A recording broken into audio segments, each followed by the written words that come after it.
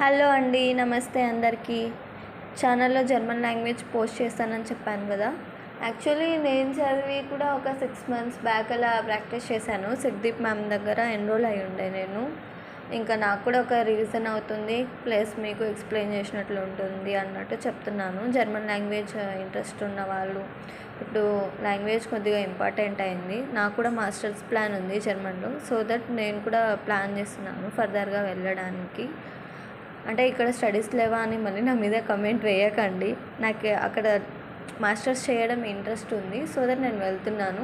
Settle అవ్వడానికైతే కాదు, నా studies వరకు నేను వెళ్ళి కొద్దిగా నాలెడ్జ్ గెయిన్ చేసుకొని చూసి రావాలి అన్నట్టు వెళ్తున్నాను. ఇంకా ఫ్రీ ఎడ్యుకేషన్ ఉంటుంది జర్మన్లో. సో అది పెద్ద ప్లస్ అవుతుందన్న ఒక ఒపీనియన్తో వెళ్తున్నాను. ఇంకా టాపిక్ వస్తే A to Z మనకు టోటల్ 26 ఉంటాయి ఆల్ఫాబెట్స్. కానీ జర్మన్ లాంగ్వేజ్లో +4 యాడ్ అవుతాయి. ఈ డబల్ సింబల్ ఉంది కదా ఏకి పైన, వాటిని umlauts అంటాము.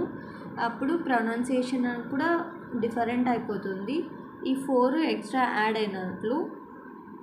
కానీ జర్మన్ లాంగ్వేజ్లో ప్రొనౌన్సియేషన్ మొత్తం డిఫరెంట్ ఉంటుంది ఇంగ్లీష్కి జర్మన్ లాంగ్వేజ్కి. సో దట్ మనం కొత్తగా నేర్చుకుంటున్నాం, కొన్ని జోక్స్ వస్తాయి, ప్రతిదీ ఉంటుంది. సో ప్రొనౌన్సియేషన్ చెప్తాను, కొంచెం కాన్సన్ట్రేట్గా వినండి.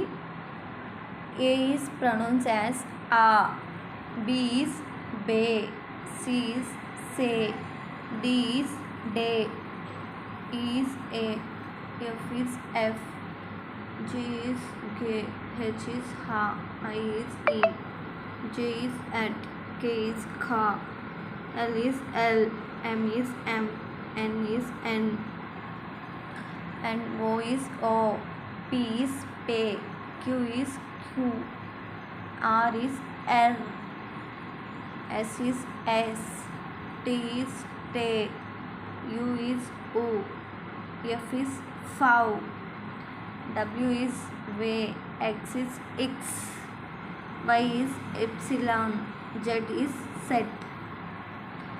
And coming to the additional alphabets 4, A umlaut is A, and O umlaut is O, U umlaut is U. This one is double S, so S set it will be written as like this, and pronunciation is double S, so S set. So that నేను ఏం చెప్పాలనుకుంటున్నానంటే, తెలుగులో కూడా మీకు రాశాను, ఏని ఆ, బీని బే ఇలా pronounce చేస్తామని. దీని ప్రకారంగా కొంచెం చదువుకోవడానికి ఈజీ అవుతుంది. అండ్ కొన్ని ఛానల్స్ కూడా ఉన్నాయి, వాటిని కూడా నేను డిస్క్రిప్షన్లో యాడ్ చేశాను, మీకు హెల్ప్ఫుల్ అవుతుందని అనుకుంటున్నాను.